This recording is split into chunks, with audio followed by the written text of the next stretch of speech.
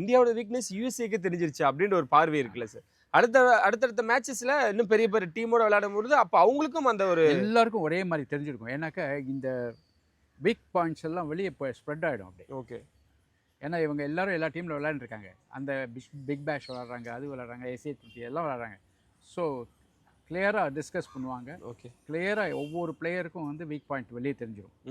அதனால அதனால் வந்து பிளேயர்ஸ் தான் என்ன பண்ணணும், கோலிக்கே இந்த வீக் பாயிண்ட் வந்துருச்சு. ஸோ அவன் என்ன பண்ண, அதே மாதிரி ரோஹித் சர்மாவுக்கு அந்த வீக் பாயிண்ட் வந்துருச்சு. இவங்க என்ன பண்ணணும், டக்குன்னு மாற்றிக்கணும். அது ஜோ ரூட் மாற்றிருந்தா பாருங்க, மாற்றிட்டு பிரமாதமாக ஆடிருக்கோம். அந்த மாதிரி குயிக்காக மாற்றிட்டு அந்த கிரைசிஸ் விட்டு வெளியே வரும். ஓகே. யுஎஸ்ஏ டஃப் கொடுப்பாங்களா சார்? ஏன்னா பாகிஸ்தான் மேட்ச் நேற்று நம்ம பார்த்துருந்தோம். இது மாதிரி பார்க்கும்பொழுது யுஎஸ்ஏ கொஞ்சம் டஃப் கொடுப்பாங்களோ? இல்லை, யூஎஸ்ஏ வந்து போன வேர்ல்ட் கப்பில் பெட்டர் டீம். ஓகே. ஏன்னா அந்த ஆரக்கிள் எம்ப்ளாயர் ஒருத்தர் ஓப்பனிங் போலிக்கு ஒருத்தர், அந்த ஃபர்காட் இஸ் நேம், அவர் இல்லை இப்போ இந்த வருஷம். ரொம்ப பிரமாதமாக போட்டார் அவர். அந்த மாதிரி கொஞ்சம் போன வருஷத்துக்கு இப்போ கொஞ்சம் வீக்காக இருக்குது டீம். அதனால் பட் டெஃபினட்டாக they will give a tough fight. Okay.